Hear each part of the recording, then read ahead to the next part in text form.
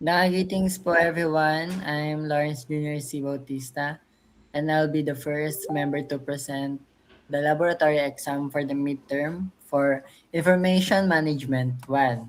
So before po i-discuss namin yung mismo laboratory exam po, let's first have a tutorial, a basic tutorial paano po mag-create ng database. Kapag open, dapat po ang unang gawin natin ay buksan yung SAMP or WAMP. Right now po nagamit tayo ng SAMP. And first, i-click po muna yung start. Start po dapat to sa may Apache. And dapat dito po din sa may SQL naka-start. And pipindutin po natin siya para lumabas po yung mga ports natin. So, ang ports ko po dito ay 3306. So, gagawin po natin after nun, pag bukas po ng workbench, may makikita po tayo ditong plus sign or positive sign. Click lang po. Then, connection name, kahit ano pang connection name, local MySQL. Dito naman po sa host name, localhost. Tapos, dito naman sa port, kung ano po yung nakalagay sa SAMP natin. Hindi lang po 3306 since nababago po siya. Tapos, test connection po. Tapos, continue anyway. Okay. Kapag nakita po natin na successfully made the SQL connection. And since may gawa na po tayo dito for midterm laboratory exam, pwede na po natin siya gamitin. Pag nandito na po tayo sa mismong file natin, pinutin po natin ito po, yung sa ilalim ng query, yung parang marshmallow na patong-patong. Pindot po. Tapos, lalabas po dapat to. Tapos, name po ng database. And based po sa midterm laboratory exam namin, kailangan namin mag-create ng database ng pangalan ay restaurant, restaurant, order, lab. And since may existing na po tayo, hindi na po natin siya i-create. Pero pag i-create po ay apply. Ayan po, since existing na po siya, hindi na po natin pwede gawin. So, diretso na po tayo dito sa restaurant order lab natin.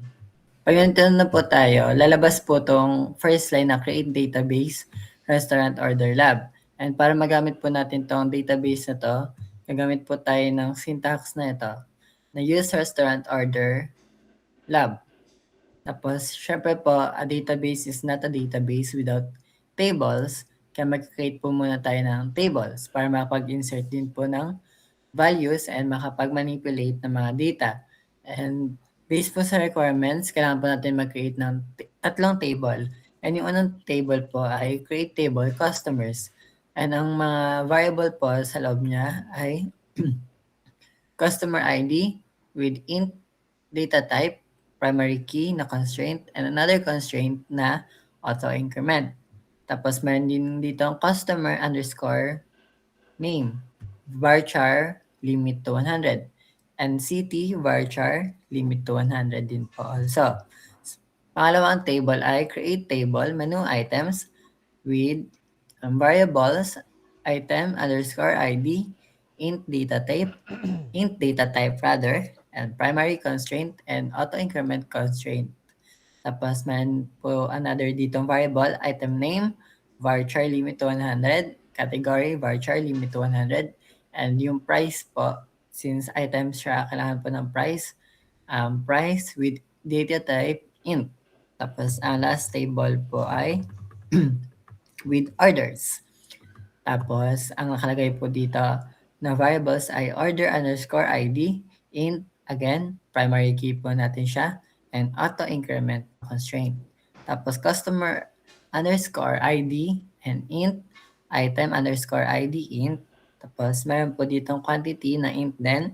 Then, order date, and ang data type niya ay date following the format, year, month, and day. Tapos, ito po ang customer ID since foreign ID po natin siya. Galing po siya sa customers na table. Ito po yung syntax pag magkakaroon tayo ng foreign key. Una po, i-declare pa rin po natin siya. Tapos sa baba naman po, doon na po mangyayari yung foreign key na syntax like this po. Foreign key, open and close parentheses, references, table name, and sa situation po natin, customers, And open and close parenthesis po yung customer ID po ulit. Tapos dito naman po tayo sa insertion. Dito po sa unang table, makikita po natin dito, insert into customers. Tapos may parameter po dito, customer underscore name city, pati city. Bakit po natin to ginagawa? Kasi po yung customer ID natin ay naka auto-increment. And kapag naka auto-increment po tayo, no need na po ilagay or i-declare kung ano po yung ang value po nito pag mag-insert na tayo. Kaya nilalagyan po natin ng parameter dito sa unahan. Tapos, ito naman po. Yung pangalawa na insert into menu items with parameter item name, category, and price. Gaya din po kanina, kapag meron po tayong auto-increment, no need na po i-declare sa mismong insert values. However, kailangan po nito sa parameter para mabasa po ng SQL. And dito naman po sa sa pangatlong table, and insertion, nakalagay po dito, insert into orders, quantity and order date lang po nakalagay. Then, yung values niya po. Hindi lang po pagdating sa auto-increment, hindi na po naglalagay ng values, pati rin po sa foreign key. As long as magkaroon po tayo ng parameter dito sa unahan, sa insert into orders, and tamang sequencing po ng mga values natin, and it will work na po. So, ayun lang po sa create table and insert into values. Let's move naman po sa mga queries po na meron tayo. So, greetings. I'm Justin L. Aquinos and customers. So, test case 1, this is ang objective niya is to display all customer records. So, yung query niya po is to select all from customers. Now, the goal of this test case is to retrieve every row and column stored in the customers table. This verified that all 6 customers record were successfully inserted during the database setup. Last text naman, the next test case is to identify the unique customer cities. Ngayon dito naman, ang query niya naman is select distinct city, select distinct can be used to return the only unique values from a column. Kunyari, sa isang restaurant na context, para maging useful siya, ina-identify niyo kung saang city or business naka-currently serve yung isang customer, ganun. Tapos, ang pangatlong test case natin is to find the customers from a specific city. Yung query niya po is to select all from customers where city equals to Cabuyao. This test case uses the where clause along with the equality operator to filter customer records based on their city. Only customers whose city value exactly matches Cabuyao are returned.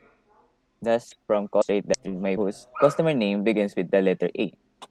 Then, yung last po na test case natin, ang objective niya is to sort customers alphabetically. Thus, ang query niya doon is select all from customers ordered by customer name ascending. Now, this test case apply the order by clause to sort the entire customers table alphabetically by customer name in ascending order A to Z.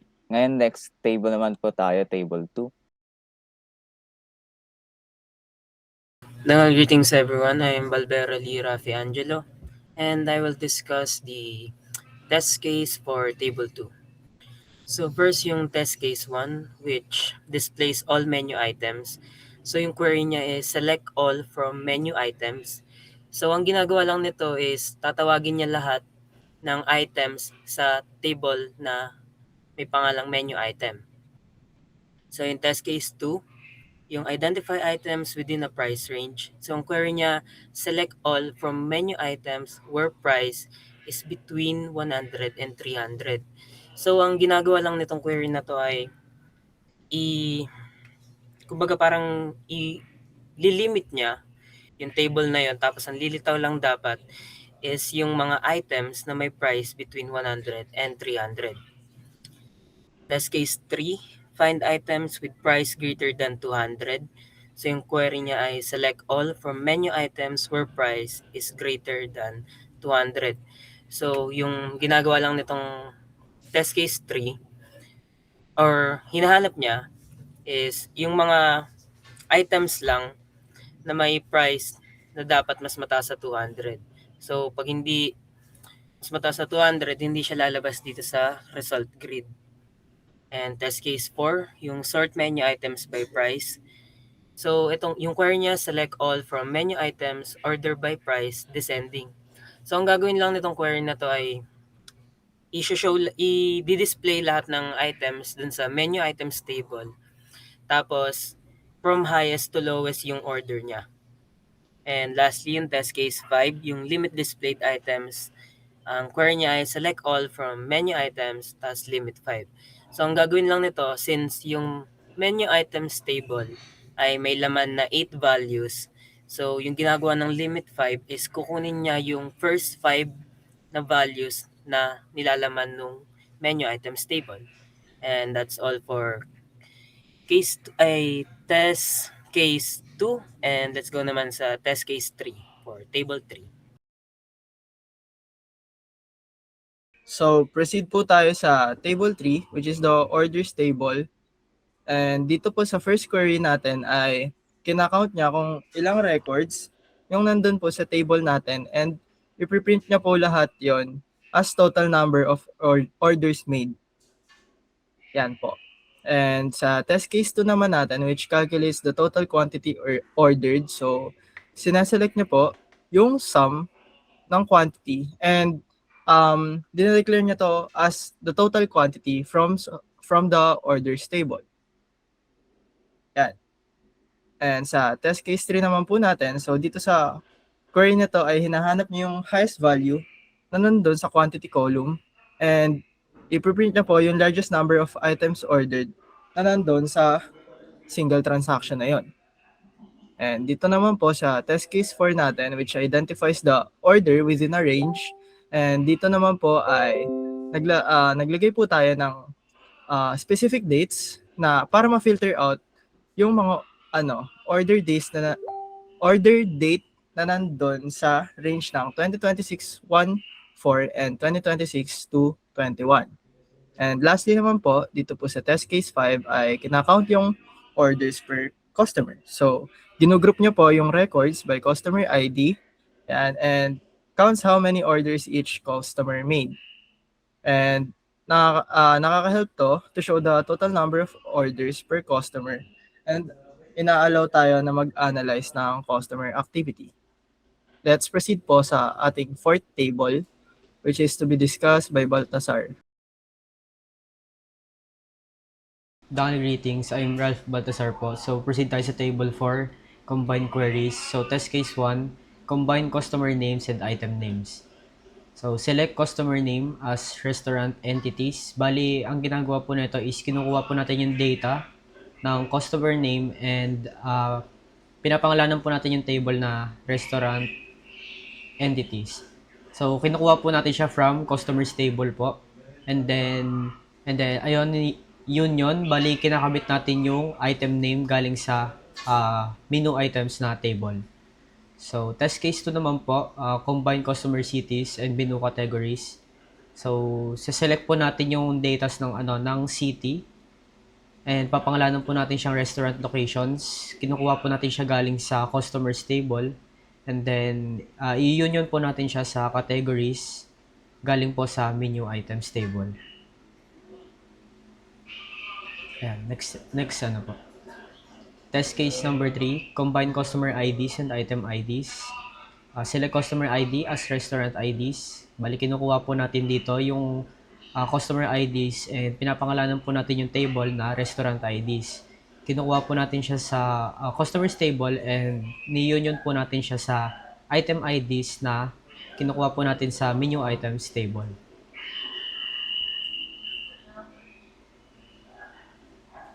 Then next, test case 4, combine customer names and order IDs.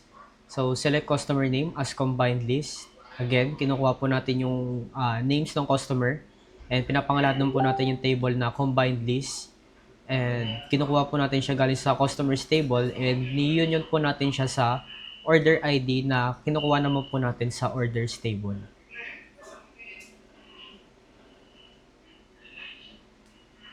Then, test case 5, combine cities and other dates. So, select city as combined info. Kinukuha natin yung city and pinapangalanan natin yung table na combined info. And kinukuha natin yung data na city from customers table and ni-union natin siya sa order date na kinukuha po natin sa order table. Yan lang po. And that would be all for our video presentation para po sa aming midterm laboratory exam. Ayun lang po. Thank you.